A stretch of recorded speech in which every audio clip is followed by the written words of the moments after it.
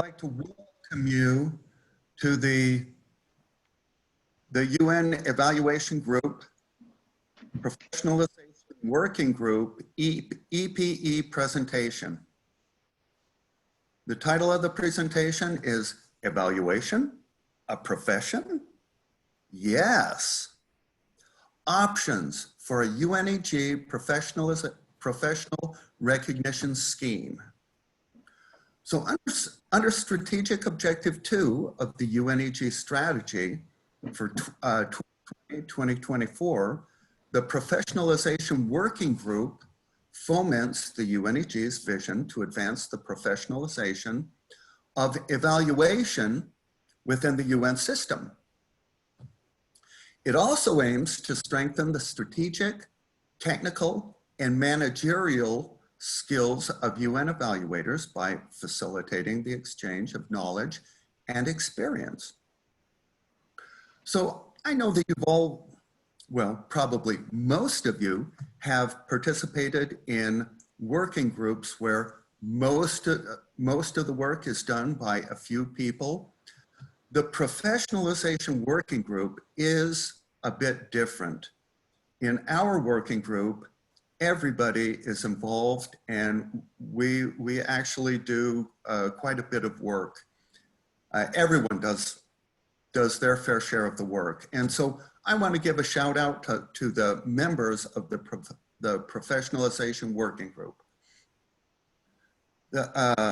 Brooke Boyer from UNITAR, Ada Ocampo from UNICEF, Heather Bryant from UNDP, Marcia Perrele from WFP, Solveig Hilaria Gesser from OIOS, Mona Salim from WFP, Diana Cartier from IOM, David Ryder-Smith from UNHCR, and David Slatterly from UNDP. So I also want to give a shout out to Thomas Rossmuller from UNEG. He is not a member, but he has rendered invaluable assistance in preparing this presentation. So as part of the Professionalization Working Group's work plan last year, we presented a paper to the AGM entitled Mapping and Comparative Review of Existing Evaluation Competency Frameworks and Recognition Schemes. And the AGM discussed our paper, and they came back to us and they asked us to organize an evaluation practice exchange in which the paper would be further discussed. And then they asked us to make revisions based on the discussion and to resubmit the paper with a proposed approach. And so that is the purpose of today's meeting. So we're going to start out by asking Thomas Rossmuller to give some key information and ground rules that we will use during this EPE session. Thomas, you have the floor. Thank you very much, Craig.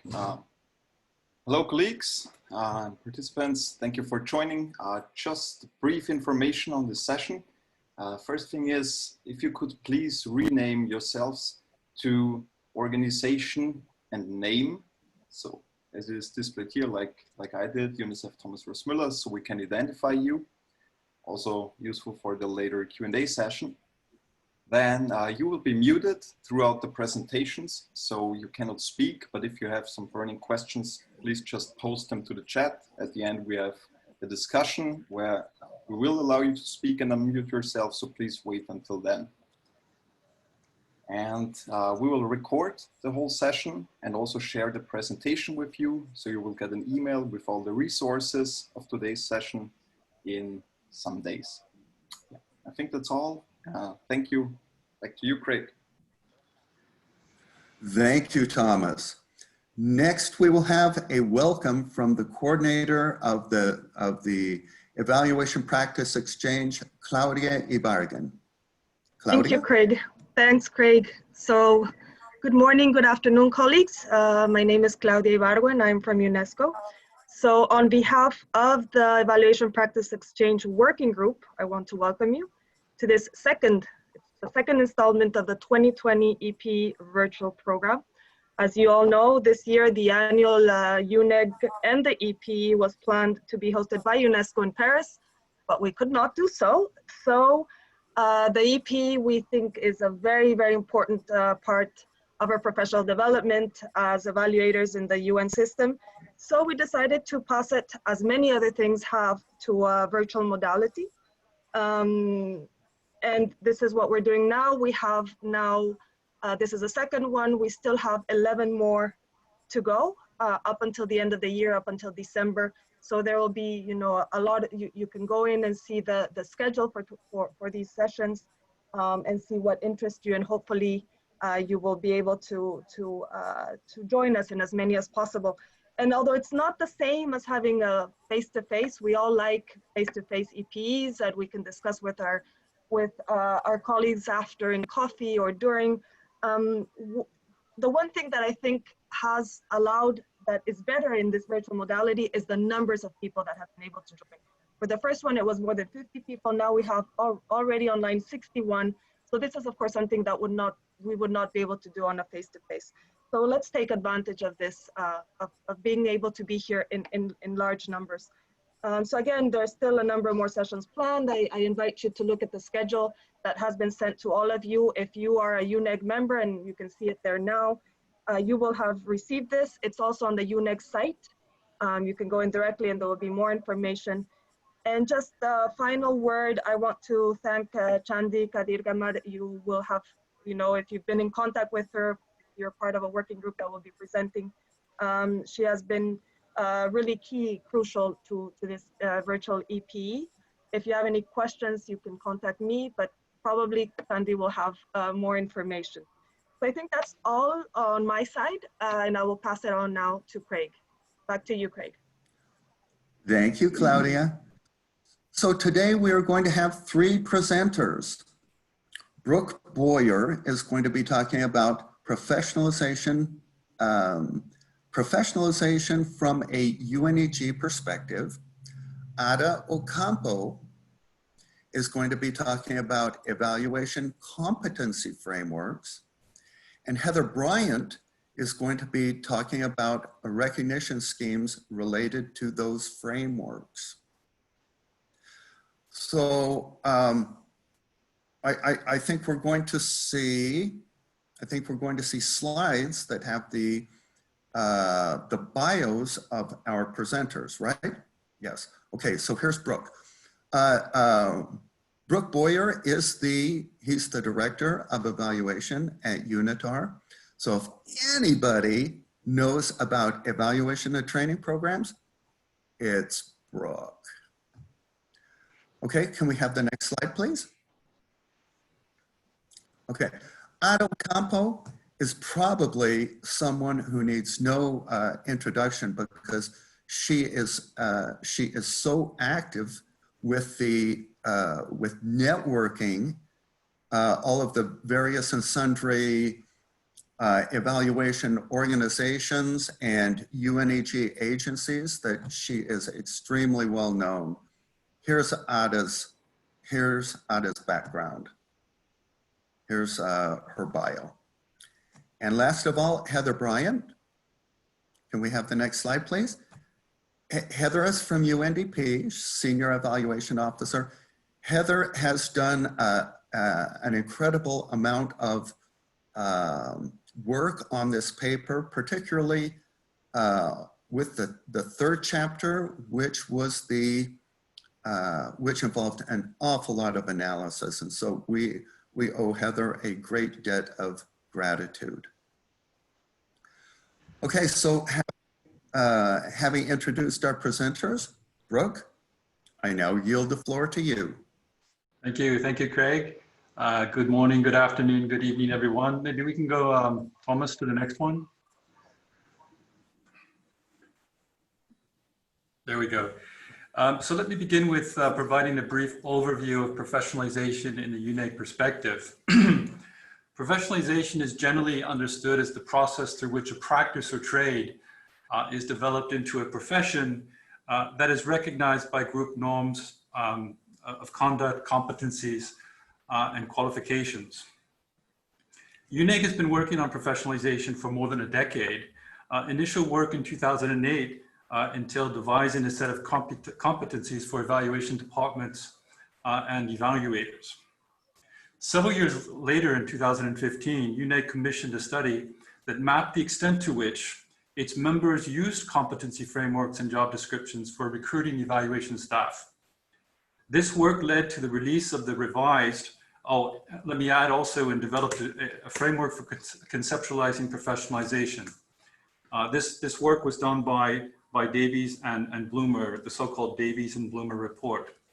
This work then led to the release of the revised UNEG evaluation competency framework in 2016, in parallel to the revised UNEG norms and standards. I might add that in these revised norms and standards, as many of you recall, professionalism became one of the 14 UNEG evaluation norms. The evaluation competency framework was then piloted by 5 UNEG agencies from 2016 to 2018, and discussions within and beyond the professionalization working group pointed towards the need to enhance the use of the framework and explore ways in which individual evaluation competencies could be recognized. And this is briefly the direction in which the paper that you have before us has taken and the work of the professional working group. Next slide, Thomas, please. So specifically, the paper sought to, as many of you have read the paper already, compare various evaluation competency frameworks, and Ada will look at that very soon, identify common elements that could be integrated into a global framework, also will be looked at briefly. And then, of course, as Craig has mentioned already, then Heather will turn to the most important part of the paper, the forward-looking part, in terms of assessing the possibility of developing schemes for recognizing competencies. This paper was initially drafted by Benoit Gauthier, and we're very grateful to Benoit for him having done the work that was commissioned. Then we took it on ourselves and we polished it and did some more work to it. It was based on a thorough document review by Benoit, a number of interviews with key stakeholders over the course of 2019, and also in 2019, also participation in discussions at the AFREA conference in Abidjan, I believe. Then in early 2020, the UNEG Professionalization Working Group administered a survey, and I'm sure many of you have actually participated in that survey, and we thank you for your inputs. And then today's discussion, of course, as Craig has indicated, has provided us an opportunity to take those discussions further and refine them. So I think with these 2 quick slides, Craig, thanks very much, and let me hand the floor back to you. Okay, thank you, Brooke. Next, we'll give the floor to Ada Ocampo, who will be talking about evaluation competency frameworks that Brooke just mentioned. Ada, I give you the floor. Thank you very much, Craig. Thank you very much, Brooke. Colleagues, I'm delighted to be with you. Hope you are keeping well and in good spirits. And as it has been mentioned by Brooke, the work on evaluation competencies profile started in UNEG in 2008. In 2008 is a very special year for UNEG. Well, starting with 2005, when for the very first time, the UNEG norms and standards were launched. And in 2008, there were many complementary documents and frameworks that were launched, including the Code of Ethics and the ethical guidelines and the Code of Conduct, as well as many others, including a proposal, first proposal on evaluation competency profile. After that, a professionalization working group has been created in UNEG and remains, of course, with different composition, but remains working actively because actually the evaluation competency frameworks is a living document and has to be reviewed from time to time. So based on this, next slide, please. I would like to share with you how our competency profile compares to others. And if we see our UNEG has been mainly and obviously done for organizational purposes, and we compare it with DFID, the American Evaluation Association, the Canadian Evaluation Society, and the Treasury Board Secretariat of Canada, that you may know why the Treasury Board is here. Well, the Treasury Board of Canada was one of the first government entities in the world that started making a case for professionalizing evaluation. And that goes back to 2006, 2007. So they continue with the work. So there is a comparison here. And if we see the difference in terms of purposes, mainly that we are more inner looking, whereas other frameworks have more broader purposes that goes beyond the organization. And I think this is an important lesson. It was important for us to be inner looking as of today, but shall we continue in that path, or shall we look at the evaluation community and how we better insert that evaluation community and that global dialogue? We also see, I will only highlight a few, that the type of competencies that we were mainly being focused are knowledge and ability, and possibly less on behavioral aspects. That probably is also something to consider as this work continues. We have an interesting distinction on the levels of work, and the emphasis more on UN plus promotion and knowledge transfer, whereas probably we need a bit more emphasis in methods, and especially in cultural sensitivity and others. What it was pointed out as particular limitations by Benoit Gauthier, that was the initial author of this paper, was that the UNEG has to further develop its competencies to actually show a shared ownership, a learning. So that is closely related to the need to go a bit beyond organizational purposes, of course, focusing on organizational purposes, but going beyond to see the global community, the global agenda, and how we are positioned there. And it's also interesting to see that the American Evaluation Association, for example, have a particular limitation in human rights, and possibly they can learn from us, whereas the Canadian Evaluation Society is more looking at its country as such, and not really at the global world. Next slide, please, is just to a table that shows how competency profile matches at the domain level. And here the aspects that have been highlighted are professional foundations, technical evaluation skills, management, interpersonal skills, promoting a culture and learning of evaluation. So those are the places where they particularly match.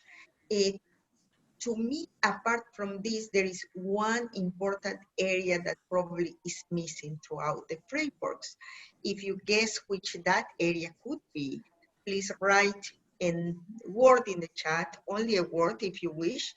And that is an important area, especially now that we are in the 2030 Agenda era, and we are in an era that we are no longer thinking about evaluators talking to evaluators, but we feel that evaluators are one stakeholder among a group of stakeholders that play different roles, talk about interacting with governments, mainly, but not only, parliamentarians, civil society, and having a shared accountability, and that is important, and that's why this competency profile has to move forward.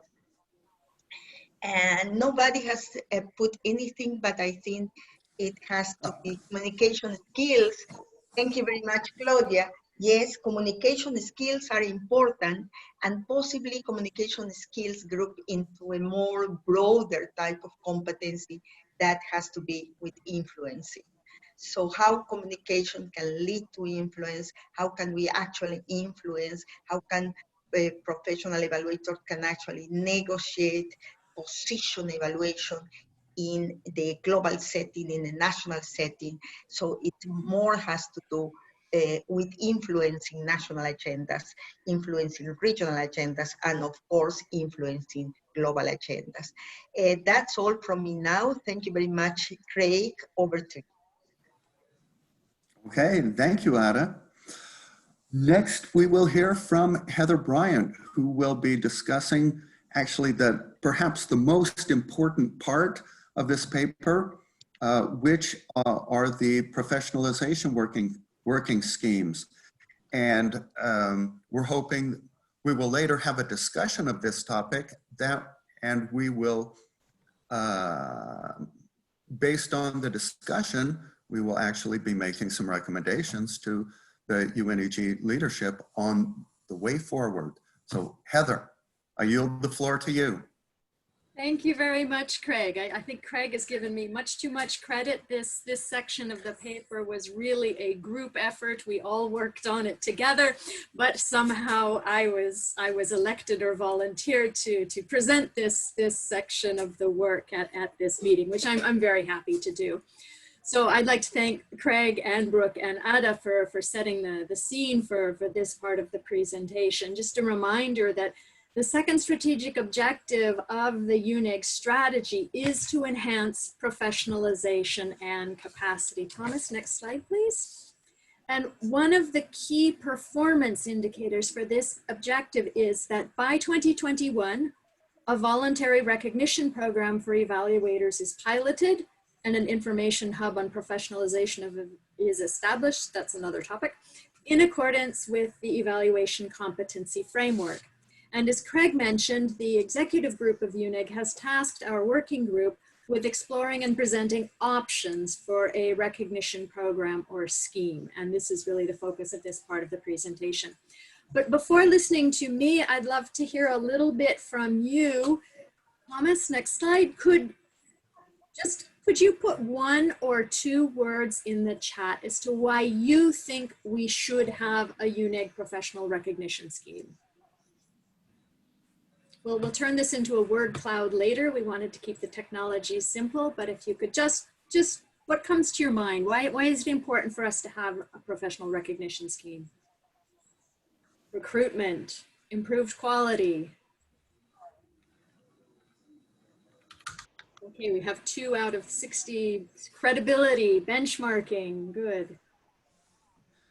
Credibility again, incentives, legitimacy. Standardization.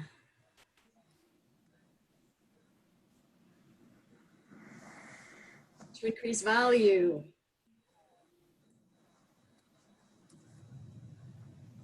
Great. Well, go ahead. You can keep adding social recognition, training. So recognition, credibility, standardization. Okay, systemic capacity development, absolutely. To inspire professional development, that is definitely another area. This is great to get the conversation going. So keep putting up your ideas. We'll come back to that later. Thomas, next.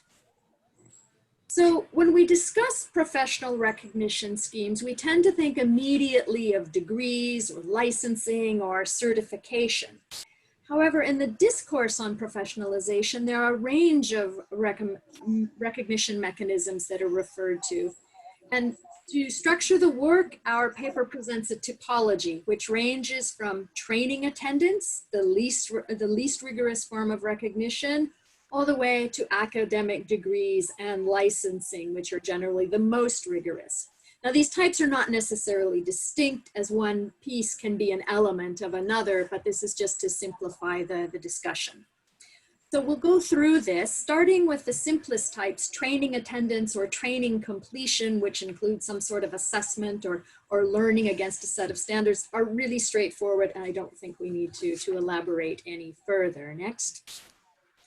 Another type of recognition scheme is peer valuing. And this kind of scheme is based on one's peers passing judgment on a person's competence. And this may involve a fair dose of self-assessment as well. And the UK Evaluation Society and the European Evaluation Society evaluator peer review programs fall into this category. If we look at the example of the UK Evaluation Society model, applicants self-assess their capabilities against the UK Evaluation Society framework of evaluation capabilities. They then select 2 capabilities to reflect on in depth with 2 peer reviewers. And this approach provides a means of reflecting on practical experience in order to improve the way we work as evaluators. Next. The next approach is credentialing. This approach is founded on the assessment of one's competence against established competency statements as demonstrated by education and training, experience, performance of work, and commitment to ongoing learning, for example. Demonstration of competence is typically portfolio-based and experience-based. Judgment on the credibility and sufficiency of the demonstration of competence is made by a board of recognized authorities. The Canadian Evaluation Society has developed a credentialed evaluator designation with the aim, I quote, to bring clarity and definition for and within the Canadian evaluation practice. The premise of this system is that a holder of the credentialed evaluator designation has provided convincing evidence of the requisite skills, knowledge, and practical experience identified by the Canadian Evaluation Society as those necessary to be a competent evaluator. An applicant compiles information into a portfolio, which is reviewed by members of a credentialing board comprised of senior evaluation professionals with at least 25 years of evaluation experience. That's the Canadian model. Next. Next type of recognition is certification. This is a more rigorous form of verification of competence and is understood as extending beyond a certificate of completion of a training program. Certification can be exam-based, performance-based, or both. And of course, we all know that certification is common in such areas such as accounting or auditing, with, for example, the Certified Public Accountant designation. Next. Thomas, next, please. Next is, finally, academic degrees and licensing. Colleges and universities, of course, have an established market in recognizing the level of competence of individuals. Graduating from a study program with an academic degree is a way to demonstrate that one has completed the requirements established by that particular institution. And licensing is a level of professional recognition framed in law, for example, in the case of medicine. Next. So after coming up with the typology, the working group then did a mapping of existing recognition schemes for evaluators by different stakeholder groups. On the top in gray were just examples that are external to the UN, and then in blue is what's actually happening within UNEG members. And I don't expect you to be able to see the details on the screen here, but if you've looked at the paper, you can see that there are several examples of training programs, including training with completion certificates. And then on the other end, we have under academic degrees in the external world, hundreds of graduate programs with some sort of certification. However, in the middle where we have peer valuing, credentialing, certification, there's a little bit less happening so far. Next. When thinking about developing a recognition scheme, there's several parameters to consider, and I'll just go through these quite quickly. I think the first one, mandatory versus voluntary, is quite easy to understand. Mandatory would mean the recognition is required in order to exercise the profession, And while some UNEG members who were interviewed during the course of this work would like to see professional recognition to become mandatory eventually, most stated that it would not be feasible or desirable, and thus the idea is a UNEG scheme would be voluntary. Another consideration is how a scheme should be managed, whether it should be managed internally, in our case by UNEG, or adopting an external system that already exists, for example, one of the ones run by an evaluation society. And stakeholders did question whether or not UNEG would have the resources to set up and maintain a recognition system. There are concerns of quality control and relevance to the UN context if we were to adopt an externally managed system. So we're leaning towards the idea of an internal system. A third consideration is whether the system should be peer-based or expert-based. A peer-based review system raises concern of neutrality among some of our informants. And so there's a preference to a hybrid option of using internal experts who would be attuned to the organizational culture, but would have a recognized degree of expertise. Another consideration is whether such a scheme should be portfolio or exam-based. And I think in the UN context, a portfolio-based approach is more flexible and more adapted. Finally, the system could be single path, i.e. one set of training events or one exam constitute the path to the recognition, or multi-path, where there are many ways to acquire and recognize competencies. Next. So as Brooke mentioned, the working group conducted a survey of UNEG members, and as he said, many of you may have responded to this survey. I'm not going to go into a great deal of detail, but three key messages that did come out of the survey feedback is, first of all, that credentialing was seen as the most useful form of recognition. More generally, benefits of having a recognition scheme include standardization, credibility, and recognition of one's profession and one's competencies. And we saw that coming up in the chat when I asked the question at the beginning. So your answers there are helping to confirm the survey results.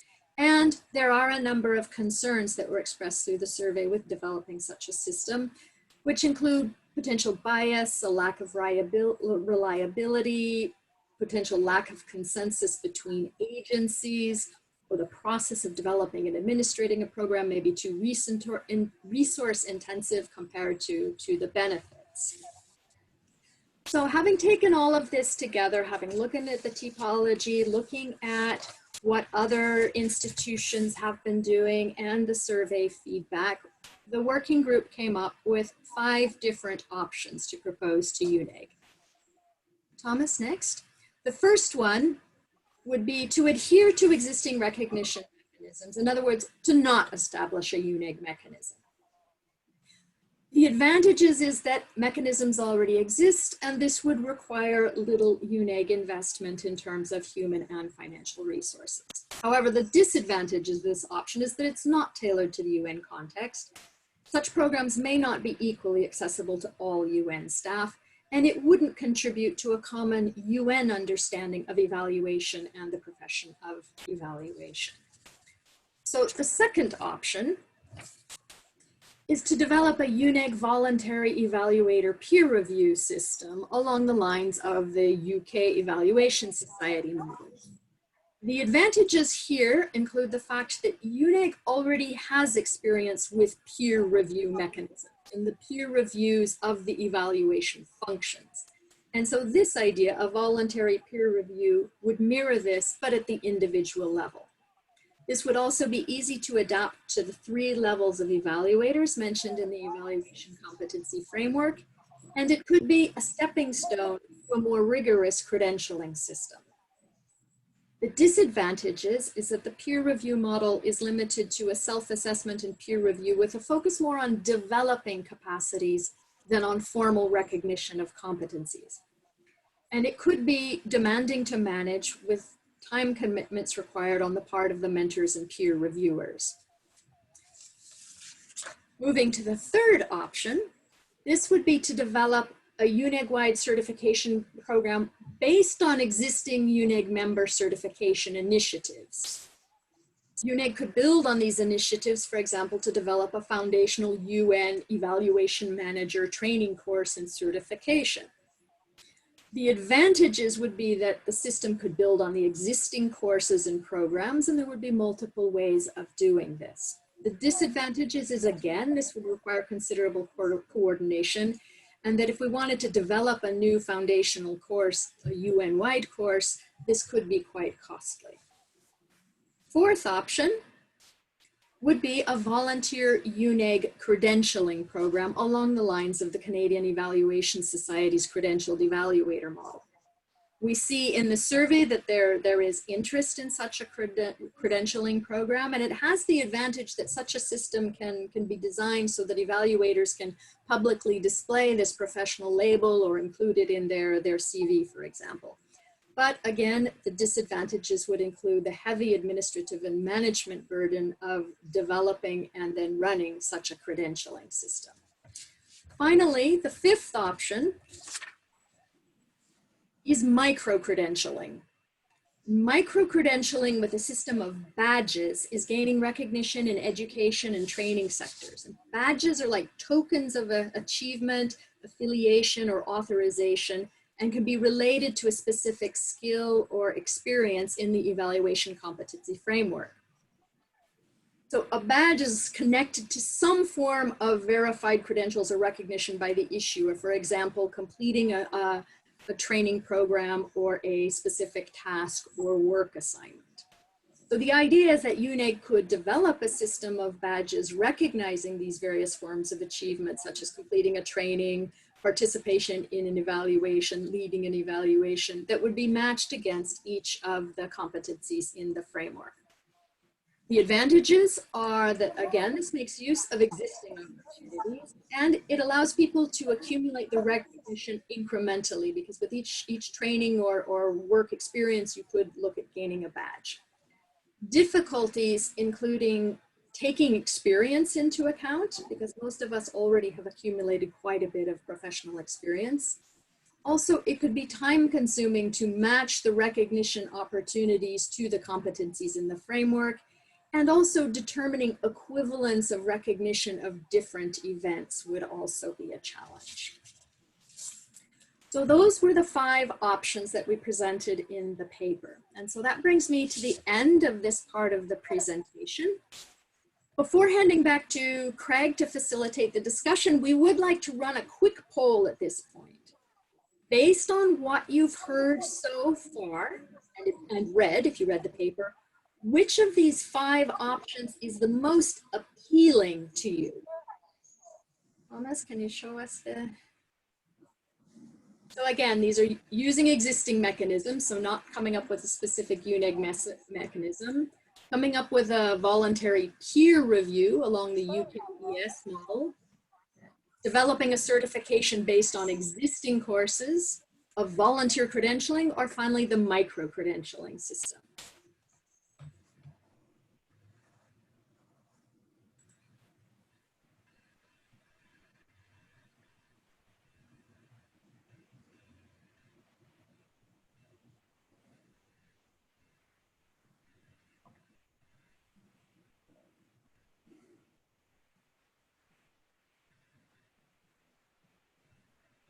Okay, thank you, Thomas. Very interesting. So the UNEG certification program based on existing agency-specific courses and certifications has come up with the most votes at 54%. So with this, Craig, I'd like to hand back over to you to lead the discussion. Thank you very much, Heather. So in order to guide the discussion, we have developed 3 questions. The first question that we will consider is, what were the main takeaways from the presentations that you just heard?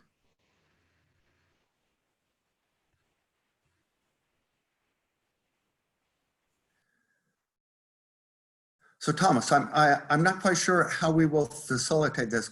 Does Zoom have a system where people raise their hands? Yeah, people can raise their hands, but participants can also unmute themselves or post a question. Okay. Okay, so colleagues, I invite you to unmute yourself and to offer and to offer your views on what you think were the main takeaways from this presentation.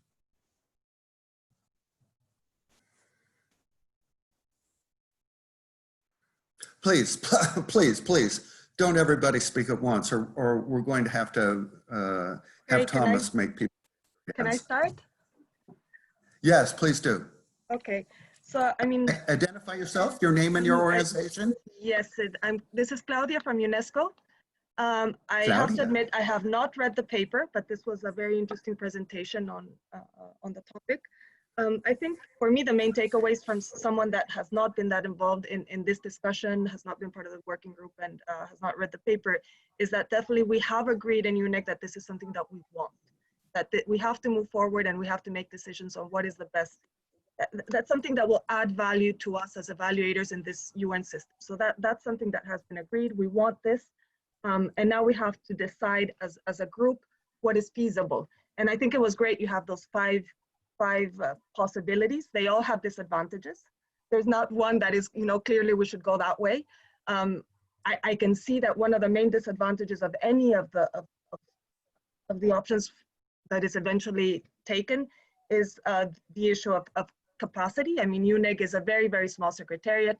We all want this, but who will manage it? Even, the ones that are more hands-off require a level of management and of moving it forward. It could be the working group, but, working groups also are fluid in the sense that it's not always the same.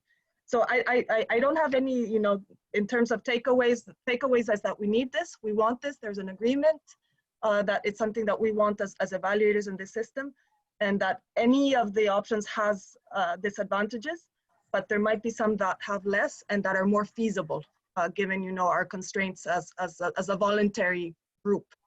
That's all.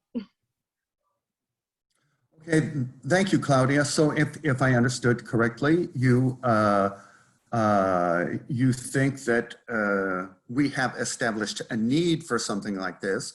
I was really interested in your comment about how each of the proposed options has advantages and disadvantages. When I do evaluation training, I often suggest to my trainees that they consider, when they conduct an evaluation, they consider using an eclectic blend of approaches, and by using different approaches, the strengths of one approach oftentimes compensate for the weaknesses in another approach. So we discussed, we just discussed 5 discrete options. Do you see any scope for blending some of these options? I mean, it was interesting that the one that got more votes is the based on existing agency specific. I mean, my just off the top of my head, I think that would be kind of the easiest, but at the same time, it would be very agency specific. So we wouldn't have that across the board. It would be very a mixed bag because there are differences on what is there in terms of agency specific. I mean, ILO, for example, I know has a lot more and has been working on this for years, whereas other agencies might just, are just starting on this. So that's just my first thought. Okay, thank you, Claudia. Alex, I invite additional comments. Hi, this is Ellen Vinke from OIOS. I'm not sure how to use the raise your hand function in Zoom. Sorry for not raising my hand. Please just go ahead. I just want to reiterate a lot of what Claudia said. As somebody who's been involved in UNEG on and off for probably the better part of a decade, I think there's a real lesson to be learned here in terms of just how important the feasibility question is. What can we sustain? What can we do given the capacity issue, given that it's a voluntary organization? So I would just emphasize that that we take into consideration kind of the lessons we've learned about what things has UNEG been able to do most successfully given the very real capacity issues? And perhaps a piece of that is almost considering that to be our first criteria for where we start, because of course we can start with something that perhaps requires the least capacity and is the, you know, you have a small group of people who are most enthusiastic about getting that off the ground and staying committed to it, and it can always be expanded. I've seen you know, a lot of things in UNEG kind of, there'll be a lot of discussion about them, but then we have a hard time getting them to really take off in a more substantive, robust way. So I just want to reiterate, I mean, this is just common sense. I'm sure many people could make the same observation, but I just think it's really worth emphasizing in the decision-making process. Over to you. That was very helpful. So I think I hear you cautioning us against being over ambitious, perhaps to start with something small and scale up from there. Precisely. Okay. Andrew Fife, I think, is raising his hand. Andrew, just unmute yourself. First of all, great presentation. I want to just say that, you know, in terms of format and approach, Andrew, can you come closer to the mic, please? Is it better now? Is it better now if I speak like this? Or not? Yes, better. Okay. So first of all, just a comment on the format of today. I think having a paper that you've already prepared and then having this time now to discuss in detail, that's a great way to socialize the work of what's going on in the different groups and of course improve it and help move forward. So I'm just comparing, you know, previous UNEGs where we all often under time pressure are reviewing documents, and I think this is a really great way to proceed. Secondly, from the perspective of the peer review working group, and I've been working with them for a while, and particularly last year, I think the fact that we have already a set of criteria and sort of definitions of what constitutes professionalization across different dimensions at different levels, that's a really great basis on which to move forward, right? And I think if we compare with the work of the peer review group, you know, what we're now talking about is different sorts of exercise with different sorts of rigor and different audiences, but all around this sort of common set of criteria that everybody will accept as the core performance criteria for evaluation functions. So I think that, you know, a lot of the work seems to have been done, and I think this question of, you know, if there has to be one way forward, perhaps there doesn't need to be one way forward. Again, depending on the audience and depending on the purpose of the exercise. I think also this whole question of professionalizing and sort of helping UN evaluators go forward in a common way, that for me is fundamental to a strengthened UN evaluation system. Remembering that I think at the last count, we're more than 300 professional evaluators.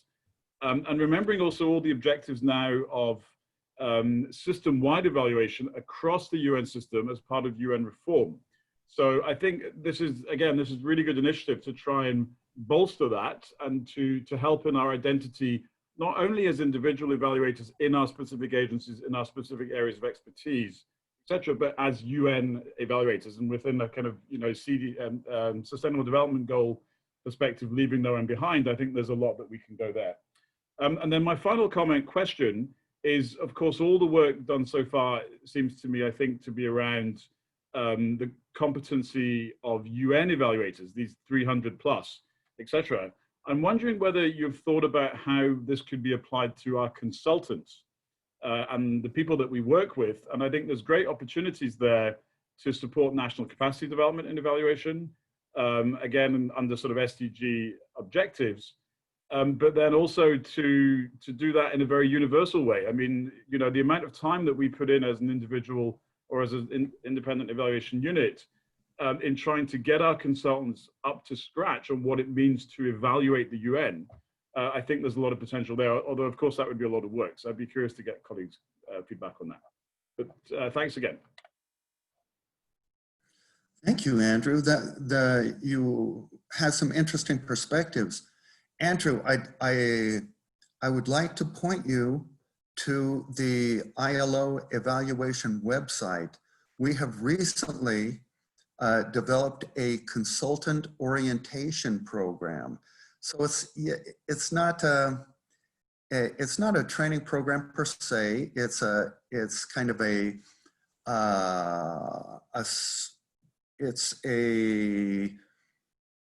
it's a training program that is done on demand, and then consultants have to respond to a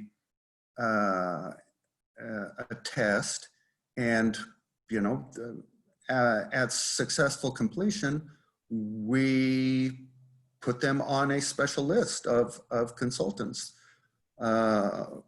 whom we hire. So the ILO does have some experience with training programs for consultants. Okay, so interesting comments. Additional comments on the takeaways from today's presentation.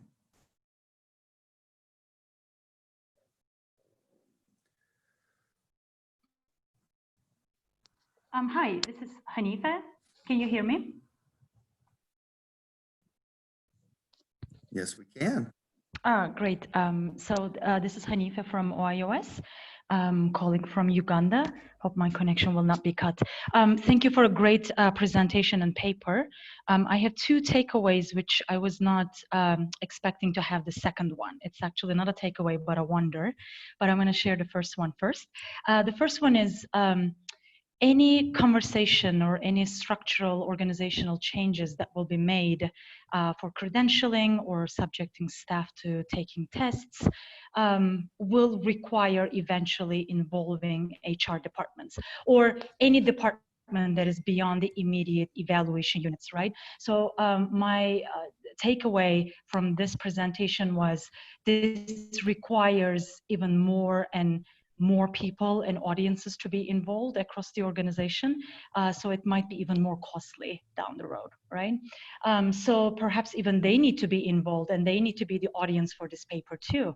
I wonder what our HR colleagues, the ones who are involved in recruitment and selection, and going back to Andrew's question about even the consultants, they may need to come up with a new system, how they screen the proposals and PHPs. So this is, I think, more daunting task than what this presentation. The presentation did already mention that this is going to be challenging. I feel like it's actually been more than that. But kudos to all of you for making all necessary points. The second one, takeaway. So a footnote: I am all for professionalization for the reasons that colleagues have also shared. But I started wondering after I heard the word standardization, what would we be losing if we really went ahead and started standardizing our practice within the UN? And I say this for the following purpose, for the following reason. Even within the field of evaluation, since its establishment, the very first time the word was even co-joined, there's still not a single definition for this practice, right? There are up to 10 or 15 that is used across the world.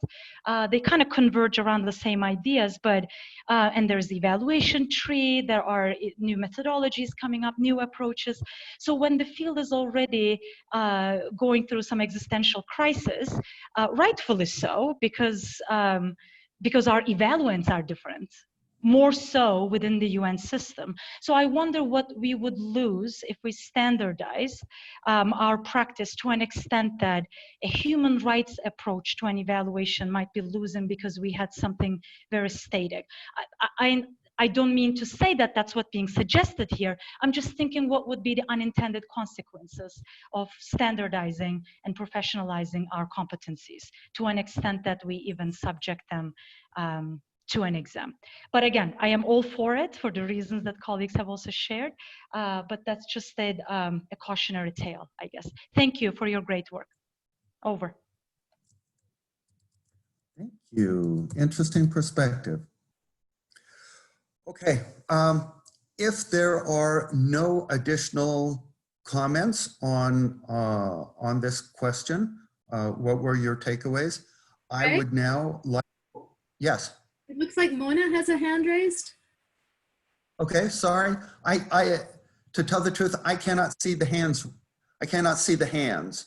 So thank you for alerting me to that. Sorry, so maybe it's not in direct response to the main takeaways, but I think it's just a reflection on the second point just raised.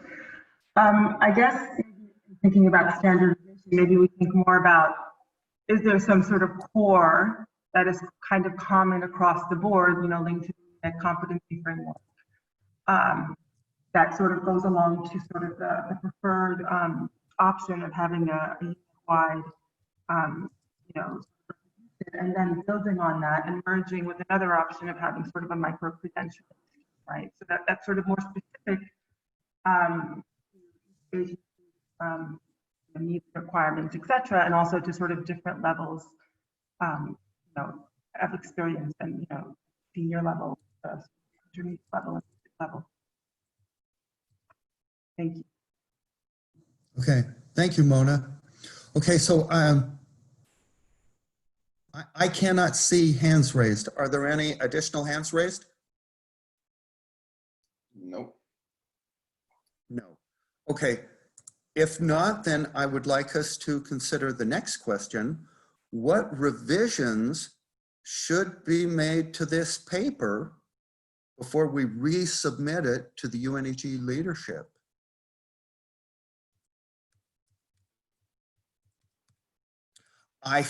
Just to start off the discussion, I think that some of the comments that were made when we were considering the previous question, what were the takeaways, could give us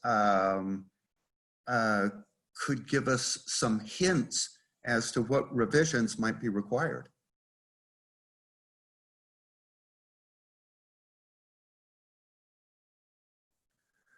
Revisions to the paper. What should we add? What should we omit? What should we revise? May I speak? This is Chandi. Yes, please. Hi, Chandi. Hi. Good morning, all. I did read the report, and I just feel it should be much more an action-oriented executive summary, like actually saying, these are the options, and making it much briefer, and actually asking for a special session of the UNEG senior management to reflect on this. And because you've distilled it to the key issues that can be discussed, but since there was really no time at the AGM to discuss this in depth, perhaps we can take this opportunity of Zoom attention spans, make it a shorter, more punchy. If we don't, you know, and say do nothing is also an option. So you have a serious response from UNEG as to what can be done. I have other comments on the report, which I will share with you, because just from, I think, for instance, the title you gave this session could become something in the report itself. And of course, other issues, other small suggestions. But I really think that the whole executive summary should be much more something where you use it as an agenda for discussion with them. That's my thought. Thank you. Okay. Very helpful. More action-oriented. Very good. Okay, additional comments, please. Craig, hi, this is Ricardo. Along these lines, I think we need to get action-oriented recommendations. And I do think we could build on what is existing in the different agencies. UNDP, WFP, ILO, UNICEF are already working along these lines. I wonder if, going to one of the colleagues' comments before, can we build on what is being developed? Can we organize this in a way, or disseminate it throughout, as we used to do back in the days in UNEDAP, we used to do that together, and that contributed to the professionalization. And we even structured trainings against the competencies, the core competencies that have to be developed. So I do think that there is some recommendations that should go to the whole group, the whole UNEG, if you want, building on experiences of agencies that have maybe more mature or more capacity development investments.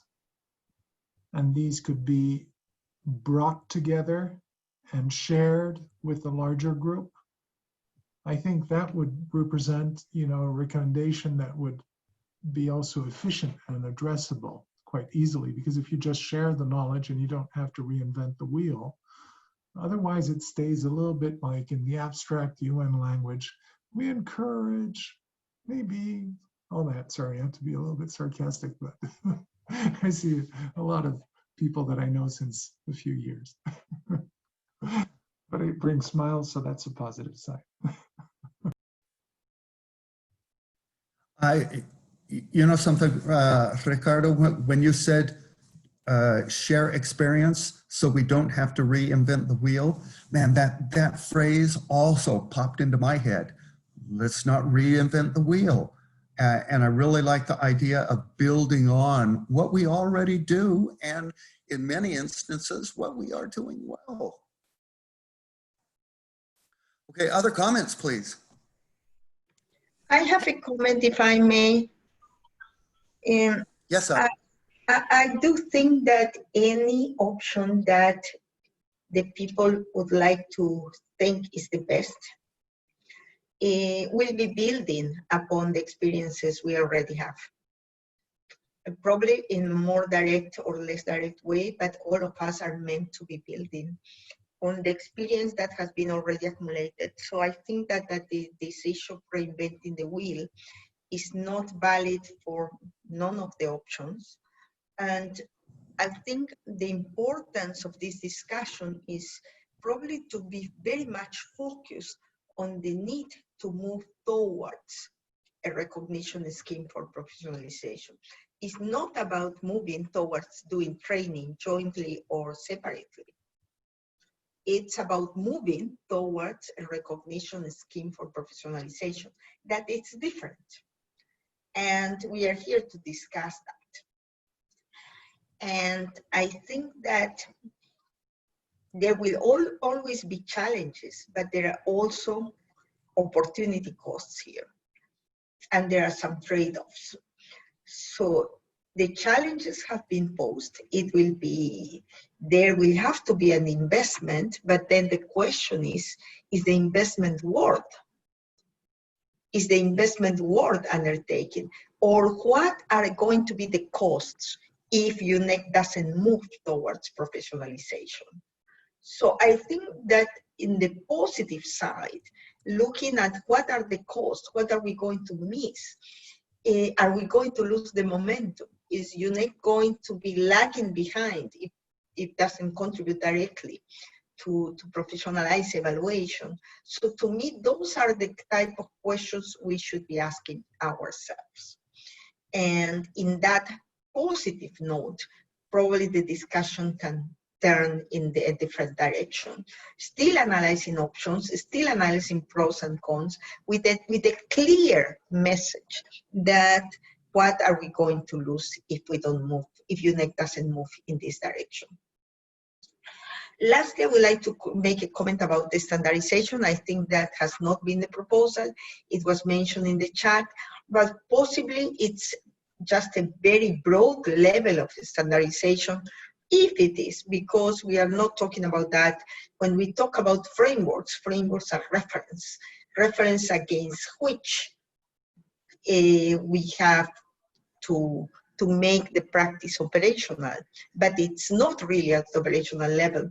If we agree on a professionalization scheme, it will be more to ensure that the profession gains in terms of credibility, gains in terms of quality, how the profession is going to operate in each agency, etc. We are not talking at that level, so therefore probably standardization is not a word or the direction that we are seeking at this level. Thank you so much.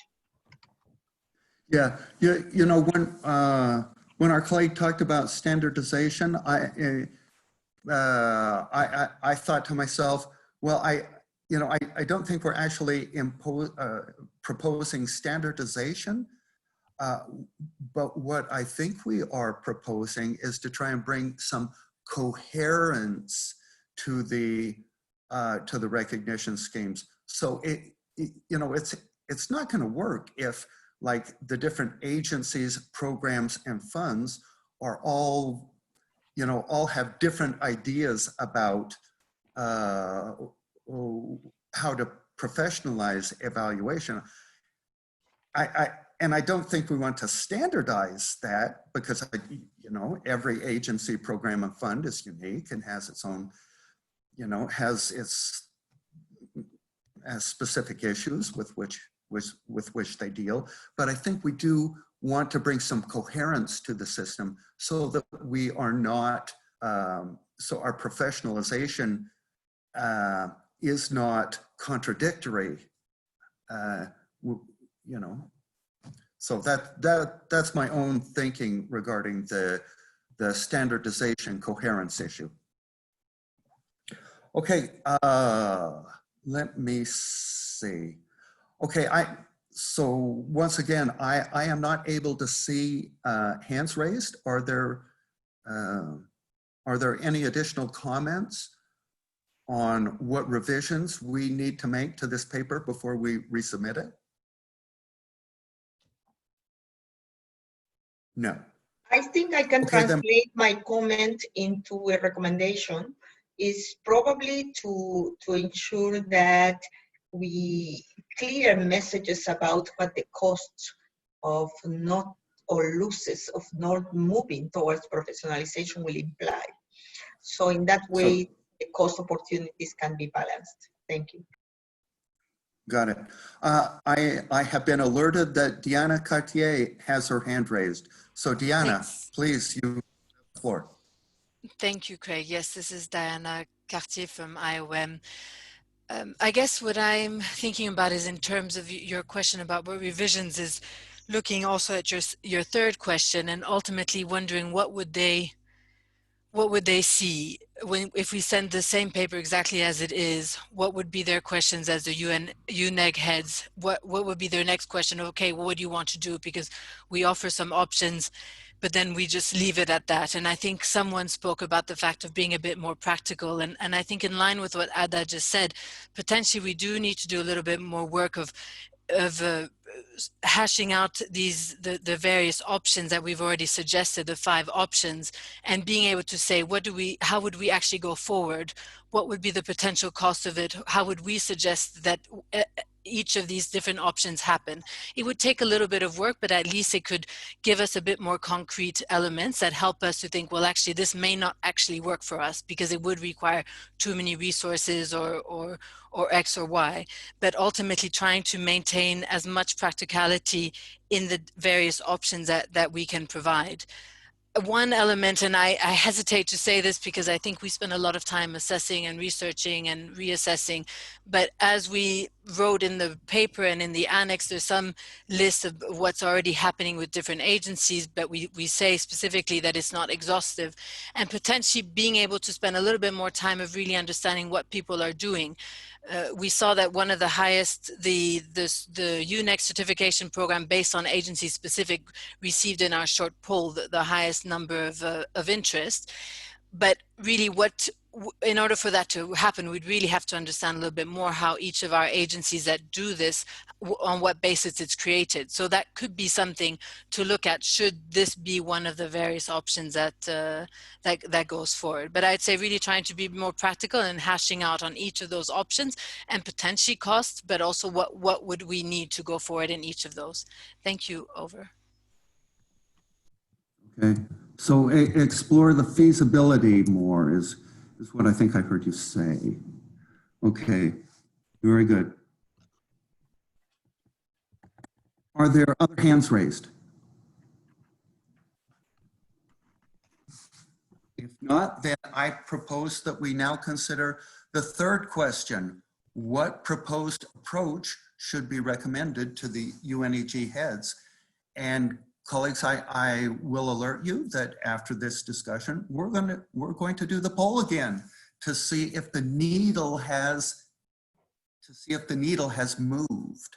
So what proposed approach what approach should we propose to the UNEG leadership?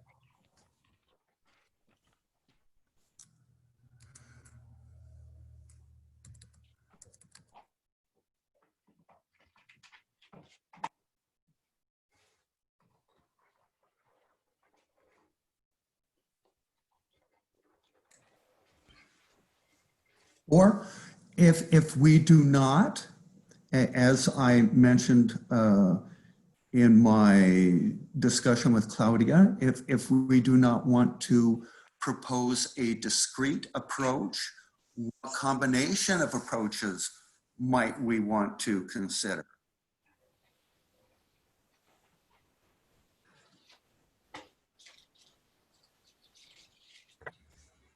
Yeah, Craig, may I, I'm Brooke here. May I have the floor? Yeah. Yes, you've got the floor, Brooke. Thanks. No, I just wanted to maybe to kickstart discussion on this third question. Yeah, I was thinking along the same lines as you in terms of, and I think it's also indicated in the report that you know, none of the approaches or schemes or what have you is necessarily mutually exclusive, and there's no reason why, you know, an approach or approaches can't be pursued. I mean, the needs and requirements and value that larger UNEG members might assign to a particular approach may be different than the smaller UNEG members. ILO that has its own established certification program obviously would probably jump and say, this is the way to go, guys.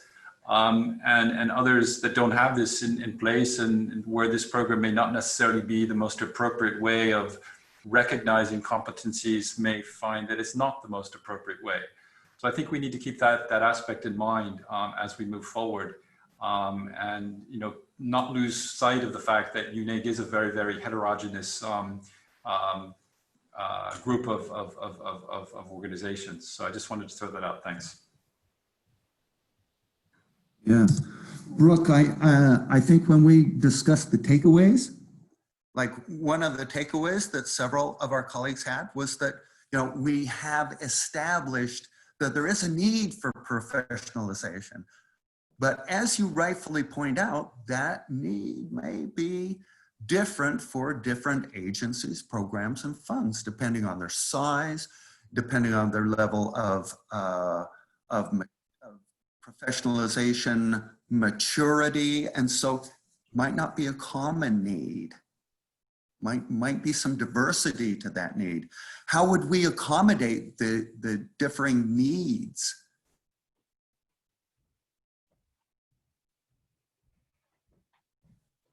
Craig, sorry to jump again, but to me, that's probably a different discussion, to be honest with you. Because one thing is to agree on a framework, and the other is to develop an implementation plan to will allow operationalization. And in doing that part, we have to take into account the diversity, the needs, and there has also to be a process of consultation. So I think that the more focused we are here, the better, because here we are with a clear purpose. Do we agree that we need professionalization? And I think that question has been asked already.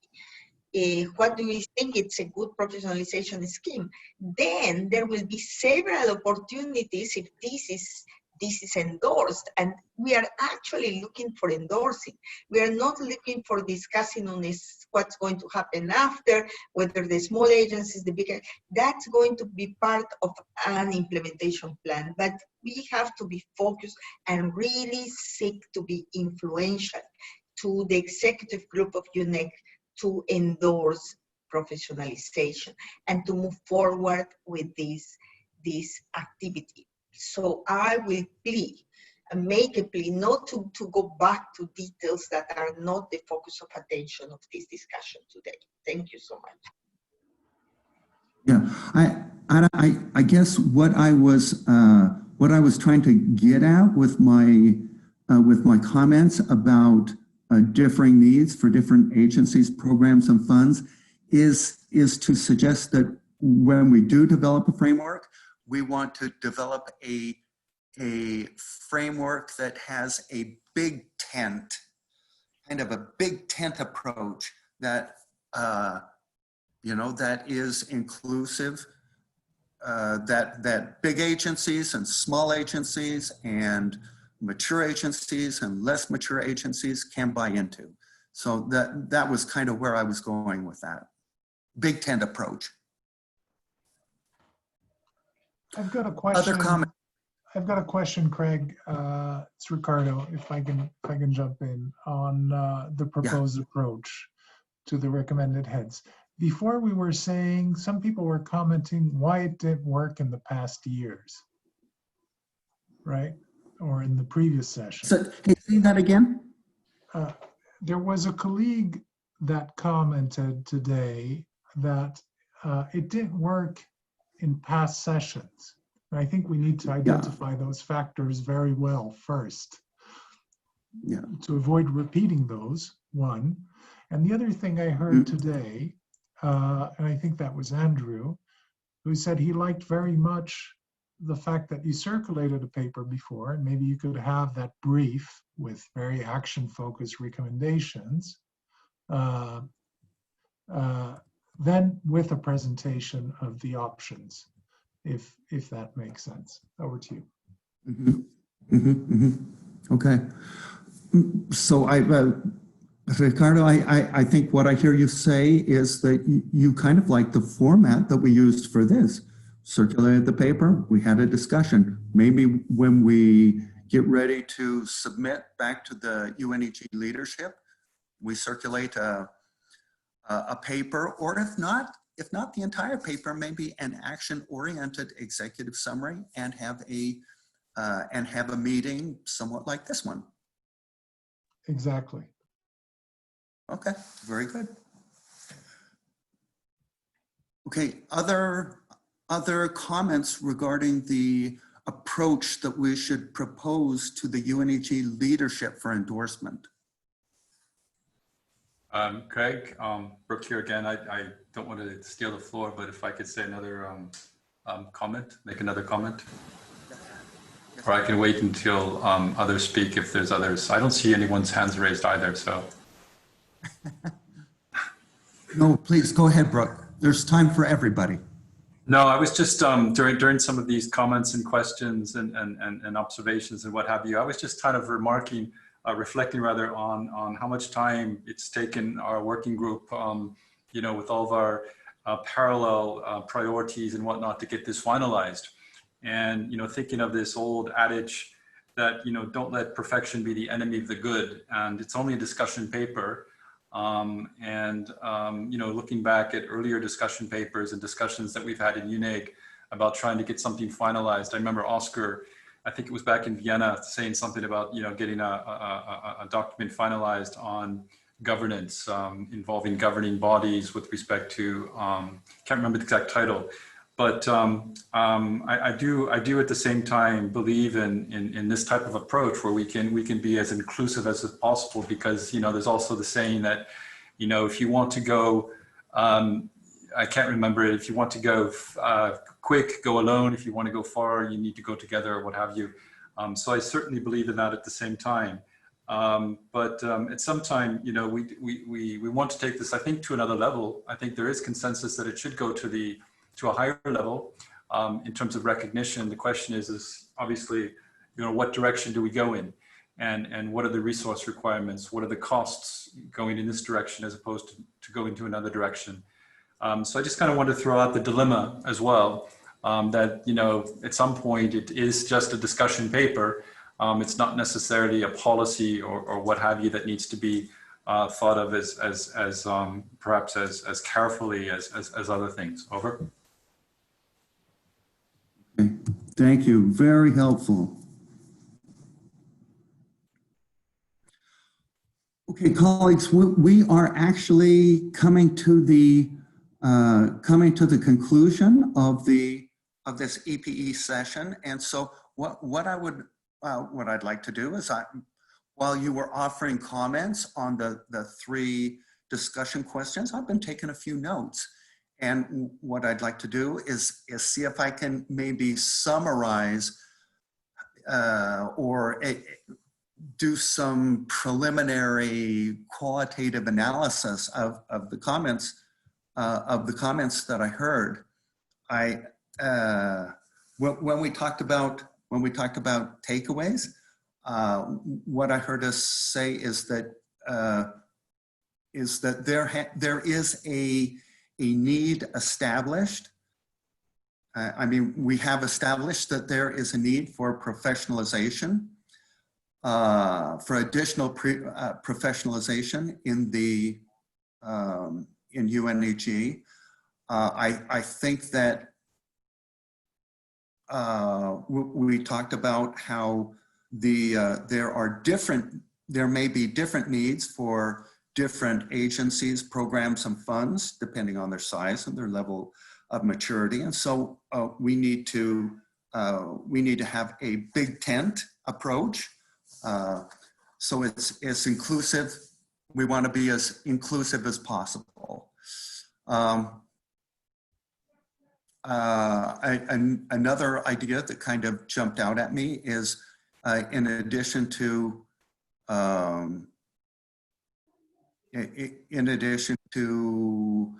discussing needs, we should also consider what would be the costs of not moving forward.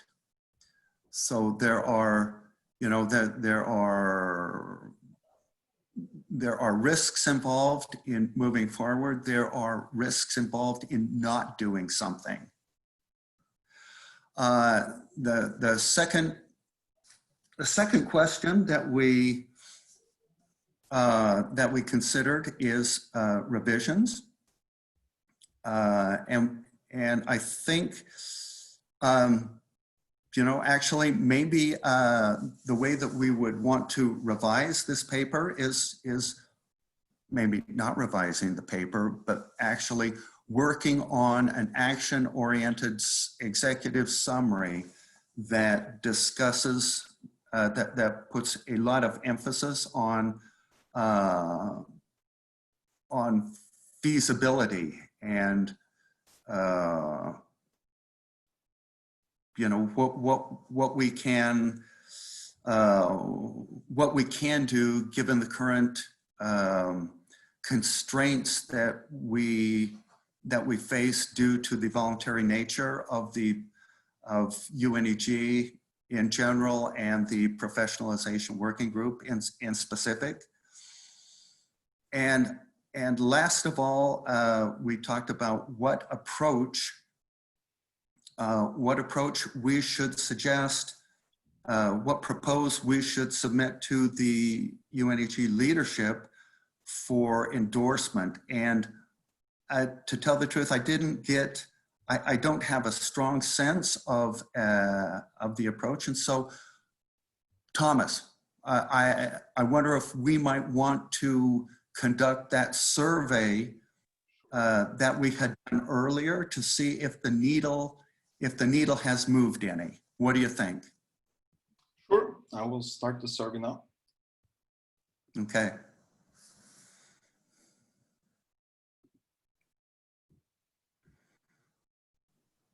Okay.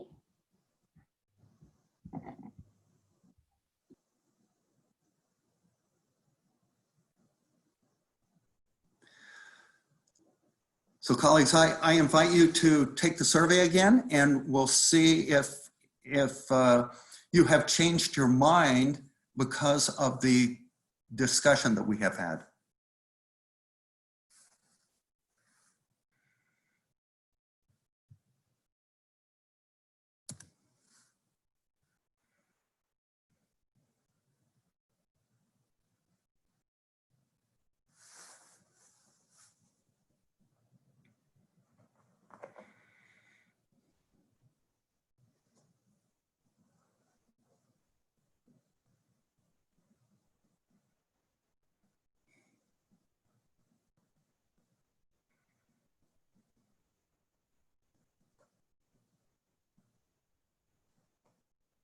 Okay, it looks like,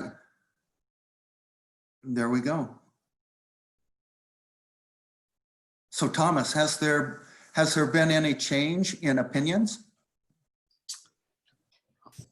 Well, the UNEG certification program based on existing agency-specific courses is still the option most people chose.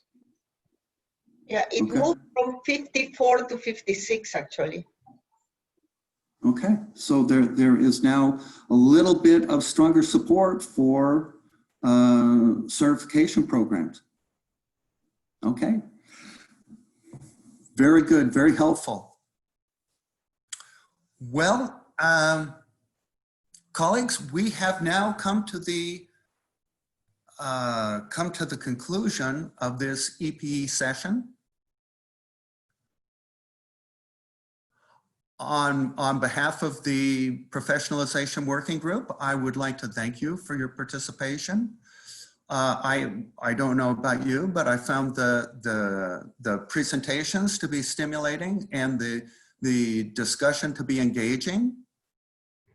So thank you so much for your participation, and I wish all of you the best going forward in the future.